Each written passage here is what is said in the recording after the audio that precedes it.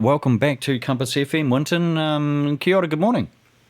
Yeah, good to be back. Bit of a spell for a wee while, but many years of enjoyable chat on this fantastic radio station. Good on you. you. Good to be back. Good on you, Winton, and we appreciate you taking the time to actually have a chat to us too.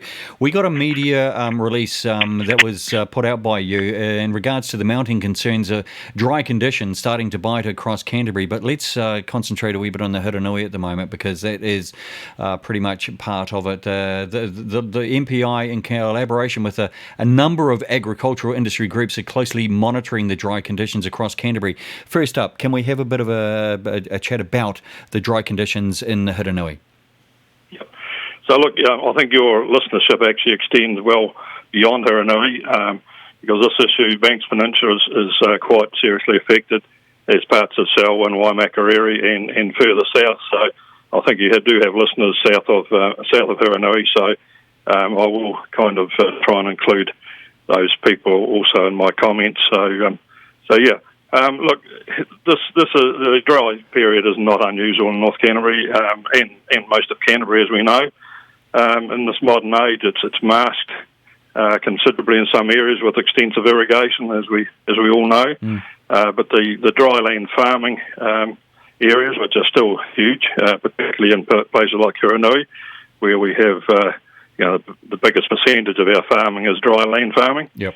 Of course, these dry spells and kind of, increasing dry spells, well, it seems to be, increasing frequency and duration just make life a bit more difficult. So that's why we put out this press release, just with a range of reminders there of what's available to farmers when things get a bit tough. And hopefully some useful advice. Absolutely. The likes of giving some you're not trying to teach farmers to suck eggs. You're just a gentle reminder, hey, mate, you might have forgotten about the stock feed, the farm business support that's available, banks, finance, that sort of thing. Getting your planning in early and making some decisions during the dry weather. Oh, absolutely. And, I've been around a while and experienced plenty of events and the formation of the Rural Advisory Group and our various drought committees, etc.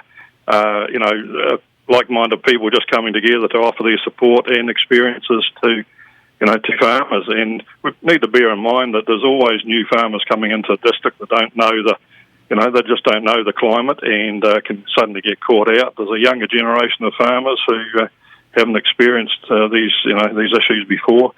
So.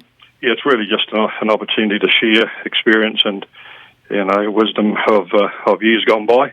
Absolutely. And, as you say, not to tell them how to suck eggs. Yeah, no, you don't want to do that because most farmers would say, hey, look, I already know how to suck eggs. Exactly. Yeah, exactly. Yeah, but then I'll be the first one.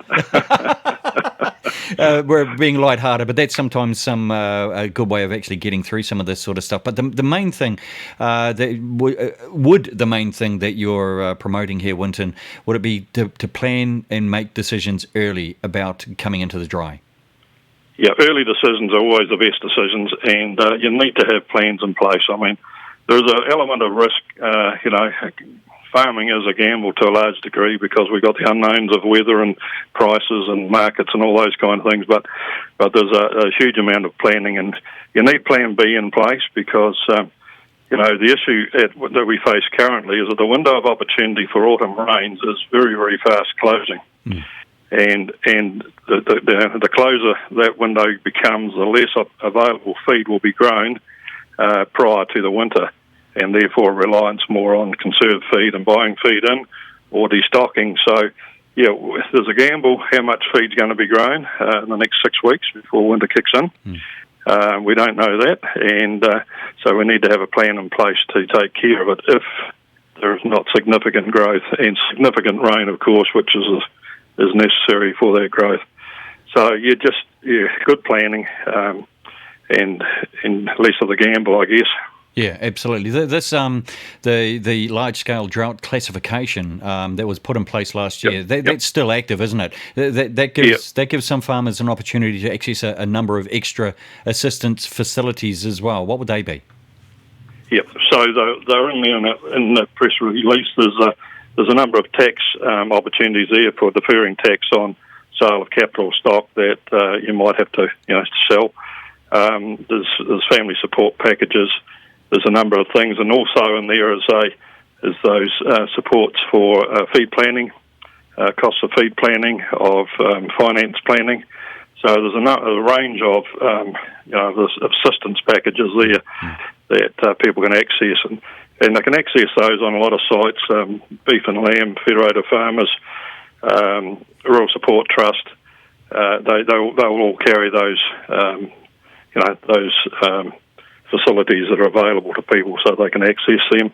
So I just urge them to have a look somewhere and find them. If not, give somebody like myself a ring. We can soon point them in the right direction. Well, I tell you what, for that. Brilliant stuff, Winton. What we can do is we can point people in the direction of the Compass FM Facebook page and our web page. What we're going to do is we're going to put this press release up on both of the platforms.